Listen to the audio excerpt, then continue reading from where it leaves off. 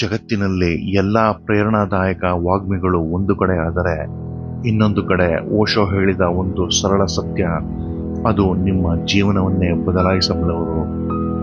ಸ್ನೇಹಿತರೆ, ನಿಮಗೆ ಗೊತ್ತಾ, ಈ ಜಗತ್ತಿನಲ್ಲಿ ಹುಟ್ಟುತ್ತಿರುವ ಮತ್ತು ಹುಟ್ಟಲಿರುವ ಪ್ರತಿ ಮಾನವನಿಗೂ ಅವನದೇ ಆದ ಬೆರಳಚ್ಚು ಇರುತ್ತದೆ. ಅದು ಒಂದು ಬೆರಳಚ್ಚಿನಂತೆ ಇನ್ನೊಂದು ಬೆರಳಚ್ಚು ಇರುವುದಿಲ್ಲ. ಒಂದೇ ತಾಯಿಯ ಗರ್ಭದಿಂದ ಬಂದ ಅವಳಿ ಜವಳಿಯ ಮಕ್ಕಳಿಗೂ ಕೂಡ ಬೆರಳಚ್ಚು ಸಂಪೂರ್ಣವಾಗಿ ಭಿನ್ನ. ಪ್ರಶ್ನೆ ಏನು ಗೊತ್ತಾ? ಪ್ರಕೃತಿಯೇ ನಿಮ್ಮ ಬೆರಳಿಗೆ ಒಂದು ವೈಶಿಷ್ಟ್ಯ ಕೊಟ್ಟಿದೆ ಅಂದರೆ, ಆ ಪ್ರಕೃತಿ ನಿಮ್ಮ ಜೀವನ, ನಿಮ್ಮ ಭವಿಷ್ಯ, ನಿಮ್ಮ ಗುರಿ ಇವುಗಳಿಗೆ ವಿಶೇಷತೆ ಕೊಟ್ಟಿರಲ್ವೇ?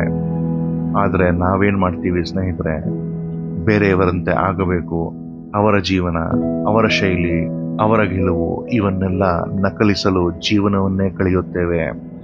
ಆ ಹಂಬಲದಲ್ಲಿ ನಮ್ಮ ಮೂಲ ಸ್ವರೂಪ, ನಮ್ಮ ಅಸ್ತಿತ್ವ, ನಮ್ಮ ಆತ್ಮಧ್ವನಿ ಇವೆಲ್ಲವನ್ನು ಮರೆತು ಬಿಡ್ತೀವಿ. ನಾವು ಹುಟ್ಟಿದ್ದು ಯಾವುದೋ ಅಸಾಧಾರಣವಾಗಲು, ಆದರೂ ಬದುಕುವುದು ಸಾಮಾನ್ಯ ಬೆರಳಚ್ಚಿನಂತೆ. ಇನ್ನು ಮುಂದೆ ನಾನು ಇವರಂತೆ ಹೇಗೆ ಆಗಲಿ ಎಂದು ಕೇಳಬೇಡಿ. ಪ್ರಶ್ನೆ ಹೀಗೆ ಇರಲಿ: ನನ್ನನ್ನು ಏಕೆ ವಿಶಿಷ್ಟವಾಗಿ ಸೃಷ್ಟಿಸಿದ್ದಾರೆ?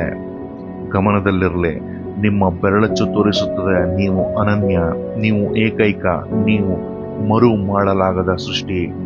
ಆದ್ದರಿಂದ ನಕಲು ಜೀವನ ಬೇಡ. ನೀನು ಹುಟ್ಟಿದ್ದ ಮೂಲ ರೂಪದ ಯೂನಿಕ್ ವ್ಯಕ್ತಿತ್ವವಾಗಿ ಬಾಳು. ನಮಗೆ ನಮ್ಮದೇ ಆದ ವಿಶಿಷ್ಟವಾದ ಅಸ್ಮಿತೆ ಈ ಒಂದು ಪ್ರಕೃತಿ ನೀಡಿದೆ.